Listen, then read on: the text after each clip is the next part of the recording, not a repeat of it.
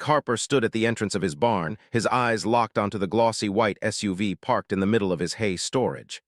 The ridiculous vanity plate reading *Karen gleamed under the afternoon sun, taunting him.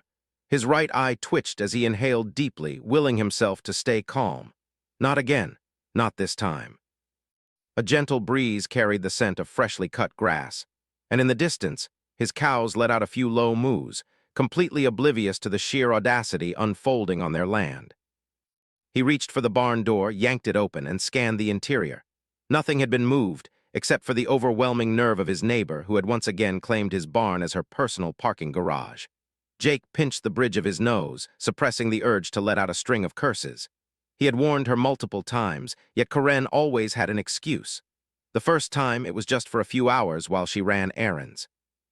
The second time, her driveway was being sealed, and she had no other option. The third time, she brazenly claimed his barn had better shade, and she didn't want her leather seats to overheat. And now there was a note taped to his barn door. "Jake, I'll pick it up Monday. Don't touch my car, it's new and I don't want dust on it." Jake read it twice, blinking in disbelief. Monday, it was Friday. She had parked her fancy SUV in his barn and planned to leave it there the entire weekend, like it was a reserved spot at a luxury hotel. His jaw clenched so hard his teeth ached. He pulled out his phone, thumb hovering over Karen's contact. But then he stopped himself. He already knew how this would go. He would call her, and she would answer in that high-pitched, overly sweet voice, pretending to be surprised, acting as if this was all a silly mistake. Then she'd find a way to guilt him into letting it slide, again.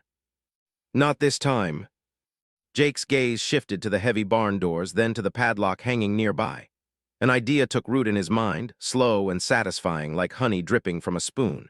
He grabbed the padlock, swung the barn doors shut, and secured the lock with a crisp *click*. Then, whistling a carefree tune, he strolled toward his truck, tossing his weekend bag into the back.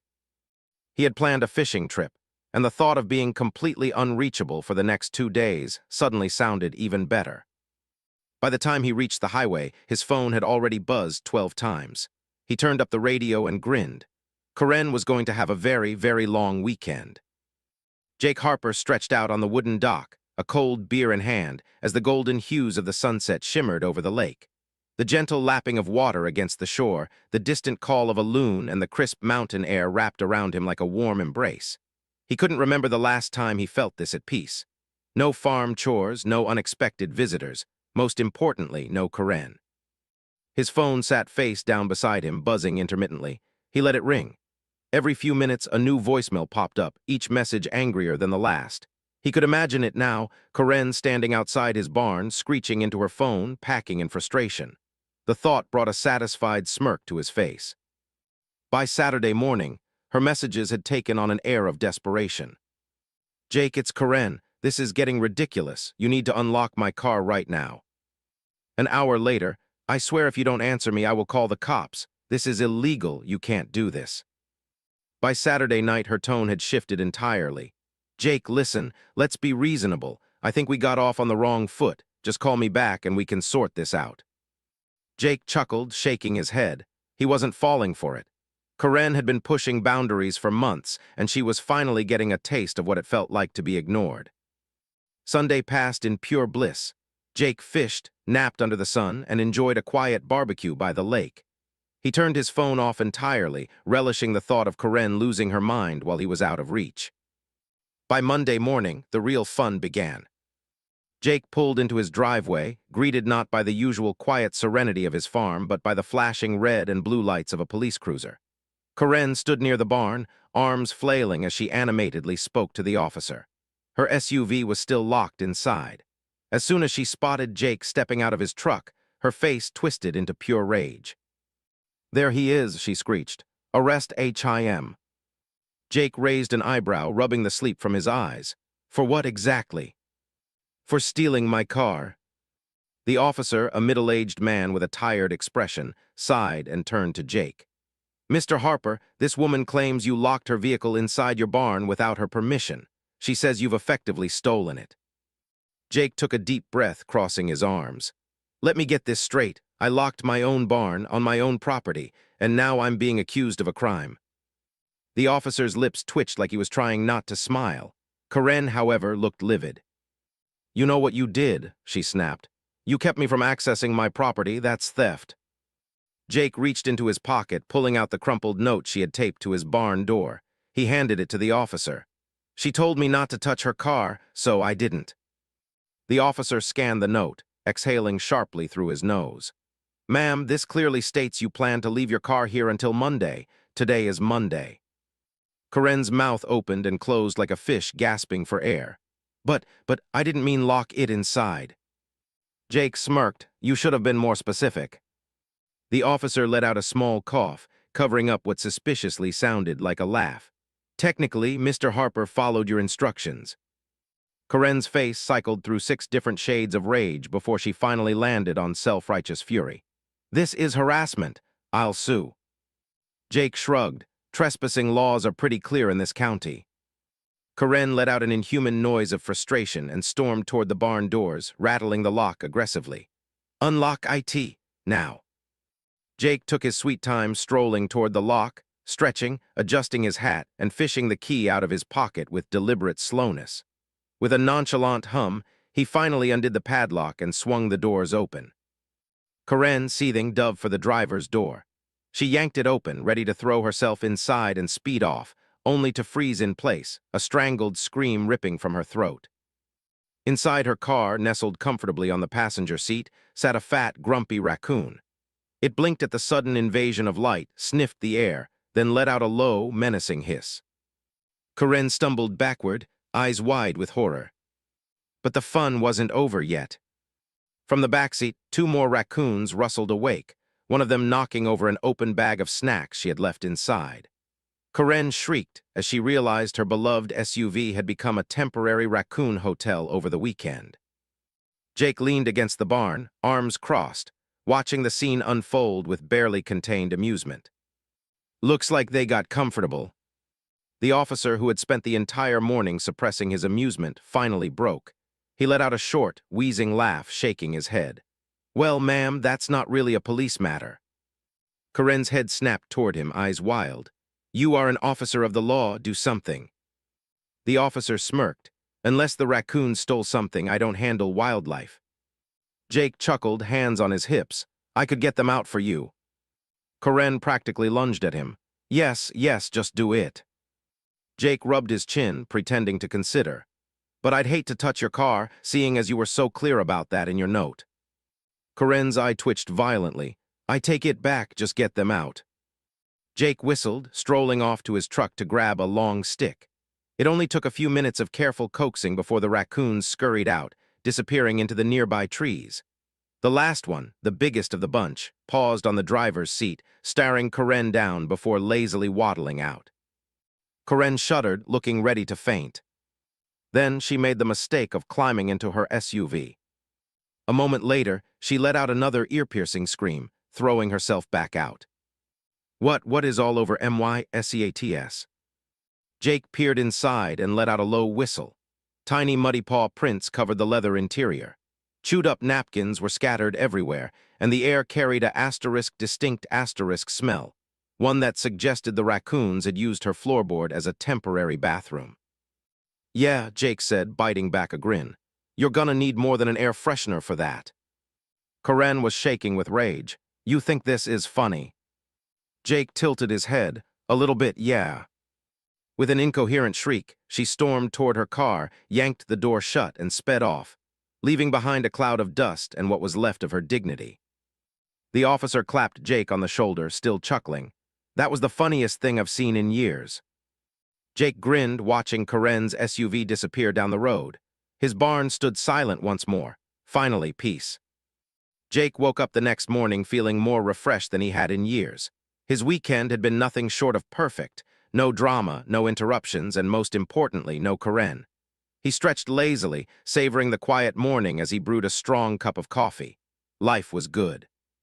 Then his phone buzzed. He knew before even looking who it was. "You are going to pay for what you did." Karen's voice hissed through the speaker, sharp as barbed wire. Jake took his time stirring his coffee. "Morning, Karen. Hope your drive was pleasant." "You ruined my car." Jake sipped his coffee, utterly unbothered. I didn't ruin anything. Nature just took its course. There was a noise on the other end of the line, somewhere between a growl and a shriek. Then Karen's voice returned, forced and slow. I have filed a formal complaint against you. You think you're so clever, but the law is on my side. Jake leaned back in his chair, watching the sunrise. Is that so? Oh, you'll see, she snapped. Enjoy your last few days of freedom because you'll be hearing from my lawyer soon. Jake rolled his eyes and ended the call. He had no time for whatever nonsense Karen was brewing. He knew her well enough to know she thrived on making a scene, but this time she was really going for it. 2 days later, an official-looking letter arrived in the mail. Karen had actually followed through. Jake opened it, already half laughing, and scanned the contents. As expected, it was ridiculous. She was suing him for emotional distress, unlawful imprisonment of her vehicle and damages to personal property. She demanded 50,000 in compensation. Jake nearly choked on his coffee, 50 grand. He tossed the letter onto the kitchen table and let out a hearty laugh. He wasn't a legal expert, but he knew nonsense when he saw it. The only thing Karen had in abundance was nerve. Still, he decided he'd go to the hearing. If nothing else, it promised to be entertaining. The town courthouse was small, nothing fancy. When Jake arrived, Karen was already there, standing outside the building with her arms crossed, looking smug. She was dressed like she was about to argue a Supreme Court case, her suit unnecessarily dramatic for such a ridiculous claim. You finally came to your senses, she sneered as he walked past.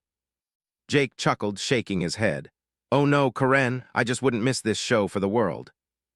Inside, the judge took his seat, already looking mildly annoyed before the case even started. Karen wasted no time launching into a theatrical sob story. Your Honor, I have suffered severe trauma because of this man's actions, she began, dramatically placing a hand on her chest.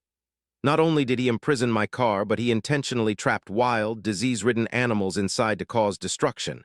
I have had nightmares. I have suffered great emotional damage. And my car is ruined beyond repair. Jake had to bite the inside of his cheek to keep from laughing. The judge, however, remained unimpressed. Miss Thompson, the judge said dryly, do you have any evidence that Mr. Harper placed the animals inside your vehicle? Karen faltered for a second but quickly regained her composure. The circumstances make it obvious. He locked the barn knowing my car was inside. The raccoons wouldn't have been there if it weren't for him. The judge turned to Jake. Mr. Harper, do you have any evidence to support your side? Jake nodded, pulling out his phone. He tapped on his security camera footage and played it for the courtroom. The judge leaned forward as the video clearly showed Karen parking her SUV, tapping the note to the barn and walking away without a second thought. Then the best part. Hours later, a raccoon wriggled its way through an open window, followed by 2 more. They sniffed around, climbed into the seats, and made themselves at home. Karen's face paled. The judge sat back unimpressed. Miss Thompson, I see no foul play here. Mr. Harper did not steal or damage your vehicle. In fact, this footage proves that the raccoons entered of their own accord. Karen's jaw tightened, but he still locked the barn. The judge sighed, which he had every right to do, it's his property. Karen's face twisted in frustration. This is ridiculous. He knew it would inconvenience me. The judge gave her a long, tired look. You trespassed, Miss Thompson. If anything, you should be facing legal consequences. Karen opened her mouth to argue, but before she could, the door to the courtroom swung open. Everyone turned as a man stepped inside. Greg Thompson, Karen's husband. His face was unreadable as he walked toward the judge. I'd like to say something, he announced. Karen froze. Greg, what are you doing here? Greg ignored her, handing a folder to the judge. I have some information that might be relevant to this case. The judge opened the folder and skimmed through the pages. Jake watched as Karen's smug expression melted into panic. Greg crossed his arms. Karen doesn't own that car, I do. The courtroom fell silent. Karen's mouth opened, but no words came out. She took my SUV without permission, Greg continued. And she's been pulling stunts like this for years. Entitlement, boundary pushing, lying. This is just another example. I thought it was time someone finally put a stop to it. Karen looked like she had been slapped. "You traitor." Greg shrugged. "I'm just tired of cleaning up your messes." The judge nodded slowly, setting the folder aside. "Well, that certainly changes things." The next few minutes were a blur of legal formalities, but when the gavel finally struck, the case was dismissed. Karen's ridiculous lawsuit had been thrown out completely. She sat in stunned silence as the realization sank in. Jake got up, tipping his hat at her with a smirk. "Good luck with that emotional distress, Karen." She sputtered as he walked away, but nothing she said mattered anymore. The case was dead, and her reputation ruined. Jake stepped out of the courthouse, inhaling the crisp afternoon air as if it smelled sweeter than usual. The case was dismissed. Karen had been humiliated, and best of all, she couldn't do a damn thing about it. He strolled toward his truck, whistling a carefree tune, when he heard footsteps approaching. "You handled that well," Greg Thompson's voice called from behind him. Jake turned to see Karen's soon-to-be ex-husband approaching, hands in his pockets, looking more exhausted than smug. "Didn't have to do much," Jake shrugged. "She did all the work herself." Greg let out a humorless chuckle, running a hand through his hair. "Yeah, that sounds about right," he sighed. "I think I've finally had enough. I filed for divorce this morning." Jake wasn't surprised, probably for the best. Greg nodded. "She's all yours now." Jake stiffened. "No thanks." They both laughed, shaking hands before parting ways. By the time Jake got home, the town was already buzzing with news of Karen's courtroom disaster. In small towns like this, gossip traveled faster than wildfire. By the evening, Karen had become a walking cautionary tale. Business owners weren't as friendly, neighbors no longer tolerated her antics, and suddenly people weren't so quick to entertain her demands. For the first time in her life, Karen was facing consequences. And then came the final blow. One morning, just as Jake was finishing his coffee on the porch, he heard the unmistakable rumble of a heavy engine rolling up the street. He looked up to see a tow truck pulling into Karen's driveway. Karen stormed out of her house, already screeching before the driver even stepped out. "What do you think you're doing?" The driver barely spared her a glance as he hooked up her beloved white SUV. "Ma'am, this vehicle is being repossessed. It's not in your name." Karen's face went beet red. "What?" Greg had followed through.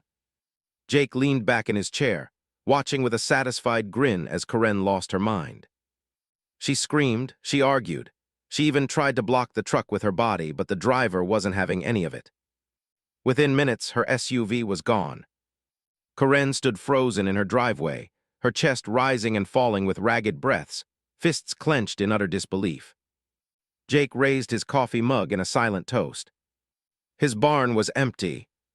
His farm was peaceful. And for the first time in years, he was finally Karen-free.